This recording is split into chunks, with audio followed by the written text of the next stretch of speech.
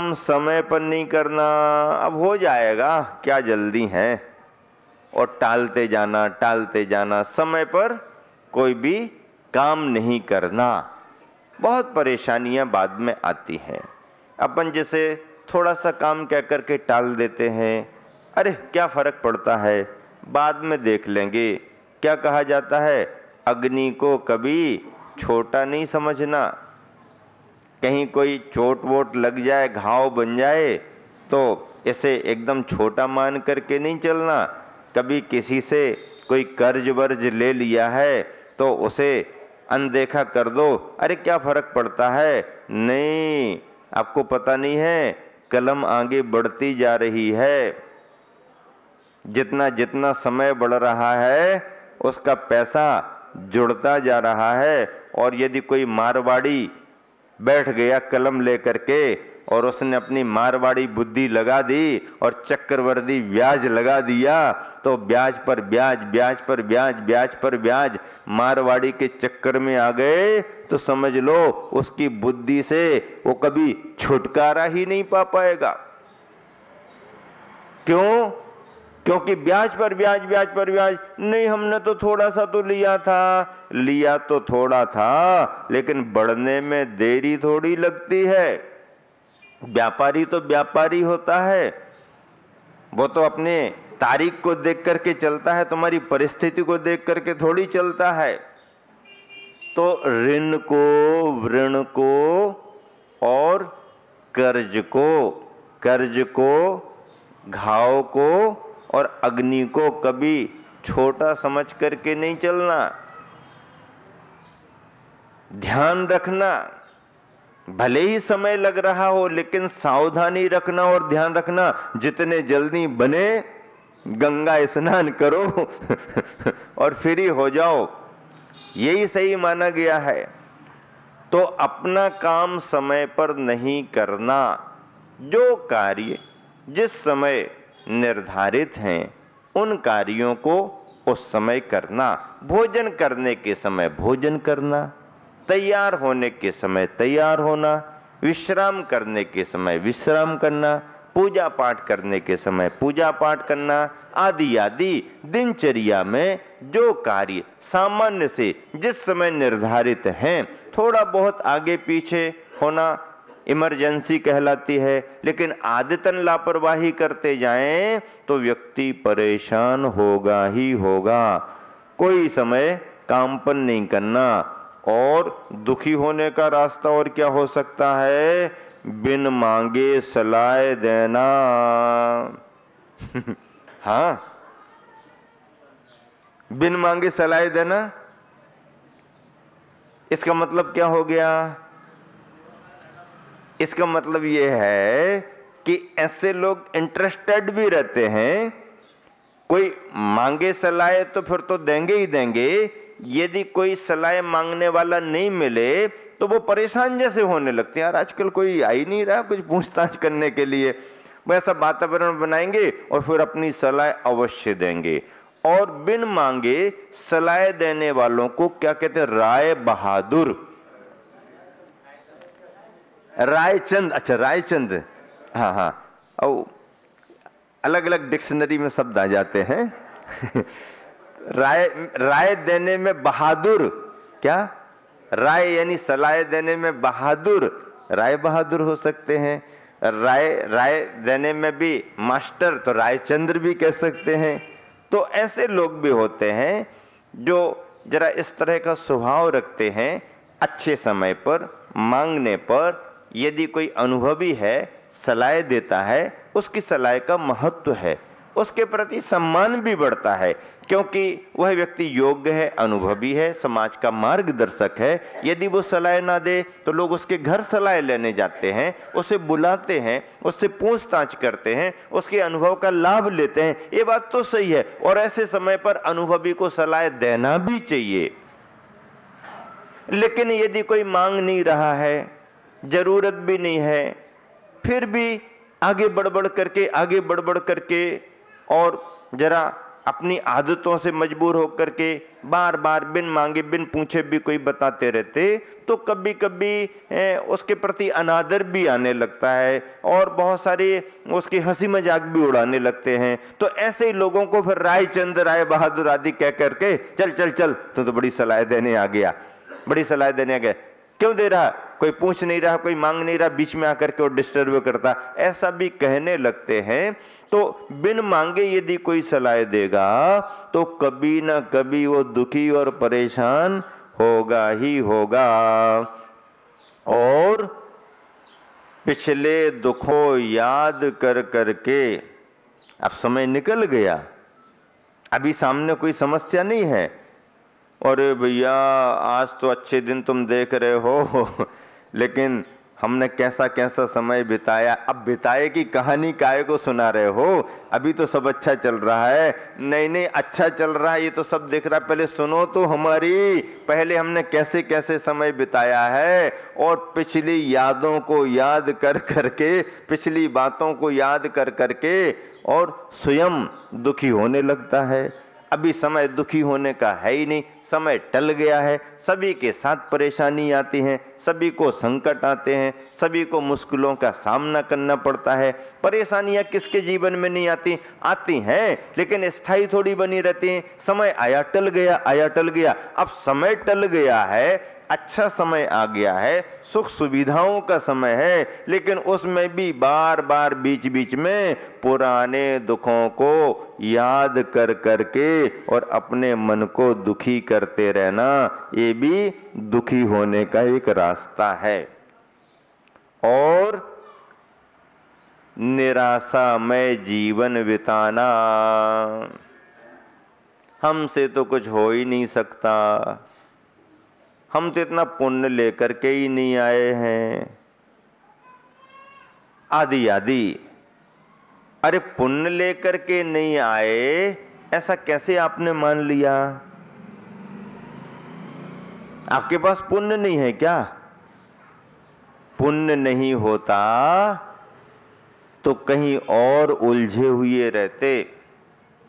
मंदिर कोई व्यक्ति भगवान के दर्शन करने आ रहा है तो अशुभ कर्म भले ही उसके साथ लगे हों, लेकिन कुछ ना कुछ पुण्य भी उसके साथ लगा हुआ है। और हजार अशुभ कर्म भी पीछे क्यों ना लगे रहें, यदि अच्छी भावना से तुम भगवान का दर्शन कर रहे हो तो दिन भर का केवल एक कार्य ही शुभ पुण्य का तुम्हारे हजार अशुभ कर्मों पर भारी पड़ सकता है। गुरु महाराज जी के पास आकर के बैठ रहे हो, क्या ये पुण्य नहीं है? गुरु वाणी जिनवाणी सुनने के लिए बैठ रहे हो, क्या ये पुण्य नहीं है? ठीक है, जितनी सुविधाएं मिलना चाहिए उतनी नहीं है, जितनी स्वस्थता मिलना चाहिए उतनी नहीं है, जितनी आवश्यकता है उसकी पूर्ति नहीं है, कुछ पुण्य में कमी हो सकती है, लेकिन सर्वथा अभागे हो ऐसा संभव ही नहीं है। क्या विश्वास करके चलो, तुम अधूरे नहीं, तुम अभागे नहीं, तुम अधूरे नहीं, तुम अभागे नहीं, बात इतनी ही मात्र आप जागे नहीं। क्या आप जागे नहीं हो, बस केवल इतना माना जा सकता है, लेकिन अधूरे हो, अभागे हो, ऐसा सोच करके अपने को निराशा में नहीं ले जाना चाहिए। आशावादी दृष्टिकोण अपना होना चाहिए। आशावादी कभी न कभी उपलब्धियों को कर लेता है। इतिहास गवाही है, परेशान से परेशान, असुविधामय जीवन बिताने वाले भी, जिनके पास जरा से भी साधन नहीं, बाहर के साधन तो छोड़ दो, शरीर जैसा साधन भी उनका उनके अनुकूल नहीं, कमजोर से कमजोर, विकलांगों में भी गिने जाने वाले भी अपने मन का मनोबल बढ़ा करके बड़ी बड़ी उपलब्धियां हासिल कर चुके हैं, कर रहे हैं और आगे भी करते रहेंगे। हजारों फुट की ऊंचाइयां पहाड़ियों पर चढ़ करके झंडा फहरा दिए और जिनसे जमीन पर चलते नहीं बन रहा है, शरीर के पार्ट काम नहीं कर रहे हैं, फिर भी अपने मनोबल से, विश्वास से, प्रसन्नता का जीवन जी रहे हैं। जरा सकारात्मक सोच, आशावादी दृष्टिकोण रखें तो अपनी परेशानियां दूर हो जाती हैं। गर्मी के दिनों में सड़क पर चलते समय एक व्यक्ति ये सोच करके दुखी होने लगा कि अरे सड़क इतनी गर्म है और पहनने के लिए पैरों में जूते चप्पल भी नहीं। अरे क्या बताऊं इस जीवन को, ऐसी गर्म सड़क पर चलना है और पहनने को जूते चप्पल का भी इंतजाम नहीं हो पा रहा। ऐसा सोच करके चलते चलते वो दुखी हो रहा। थोड़ी देर में उसने क्या देखा, एक ऐसा व्यक्ति चला आ रहा जिसके दोनों पैर खराब हैं। जूते चप्पल की बात तो छोड़ो, दोनों पैर खराब हैं, खिसकते खिसकते आ रहा। और उसने इसको देखा और प्रसन्नता से उसने अभिवादन किया, भैया मुझसे आप कितने अच्छे दिख रहे हो। जब उसने प्रसन्नता व्यक्त करते हुए कहा मुझसे आप कितने अच्छे दिख रहे हो, तो इसको लगा अरे मैं अपने बारे में क्या सोच रहा था, मेरे को तो पहनने को जूते चप्पल ही नहीं, इसी में निराश हो रहा, इसके तो दोनों पैर ही खराब हैं, फिर भी प्रसन्नता से मेरा अभिवादन कर रहा है और प्रसन्न दिख रहा। अब मान लीजिए वह अपने पैरों की खराबी को देख करके निराश भी हो जाए और आगे चल करके उससे और गईबीती स्थिति में कोई दिख जाए तो उसको लगेगा इससे अच्छा तो कम से कम हम हैं। सकारात्मक सोच रखे, भाई जो है जितना है कम से कम है, तो ऐसा विचार करने वाला निराशामय जीवन नहीं जीता। जो निराशामय जीवन जीता है वो कभी सुखी हो ही नहीं सकता, और जो निराशा की स्थिति में भी कोई आशा की किरण को जगा करके चलता है, कभी न कभी उसका जीवन सुखी हो सकता है। ये जन्म से जुड़े हुए बिंदु हैं। अपने जीवन को सुखी बनाना है तो इन बिंदुओं पर बार बार विचार करना पड़ेगा।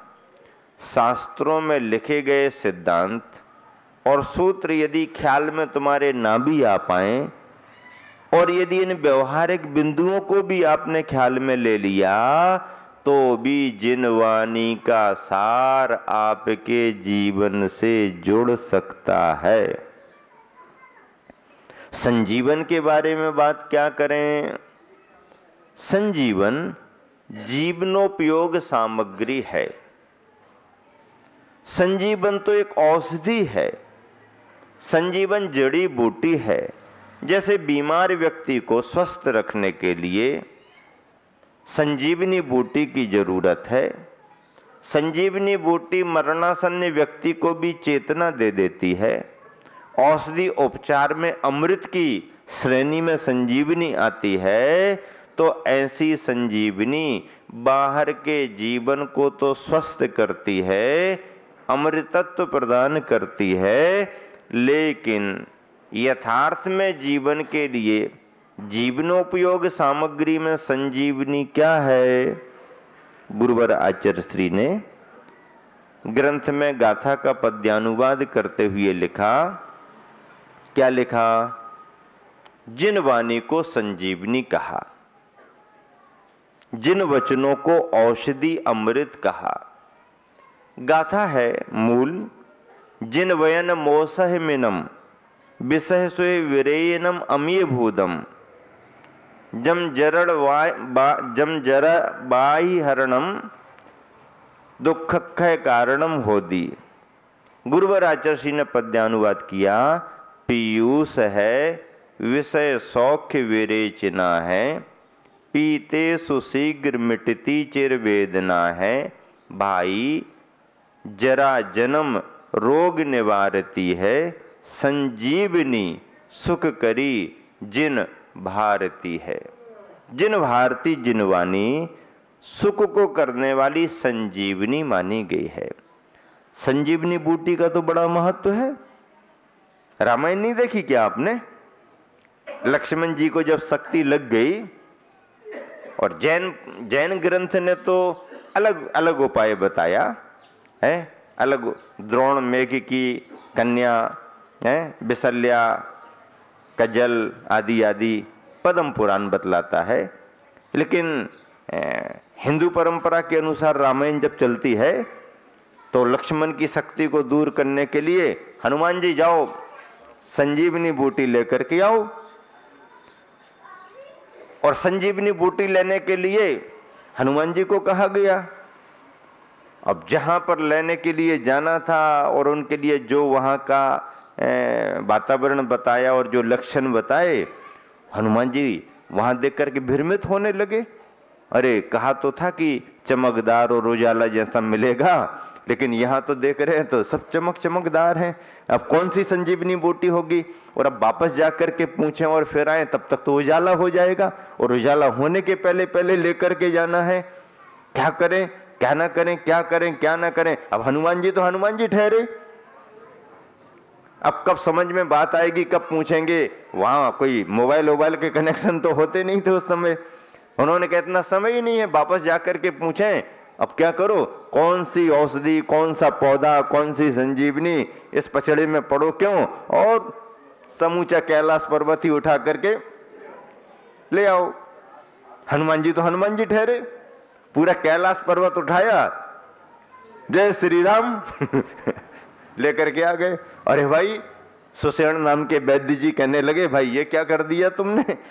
अरे वैद्य जी समय कहाँ था, मुझे कुछ समझ में ही नहीं आ रहा था, सब चमक दिख रही थी, और मैंने सोचा कहाँ कितना समय निकालूं, समय कम है और सूर्योदय होने के पहले पहले वापस पहुंचना है, तो मैं तो पूरा पहाड़ पर्वत ही, चलो जो भी किया ठीक है, लेकिन काम तो बन गया।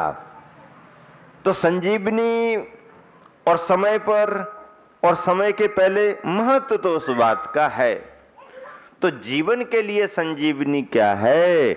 जिन वाणी यदि तुम्हारे लिए मिल जाए तो जीवन में संजीवनी का काम करती है। पानी बाहर की प्यास को बुझाता है।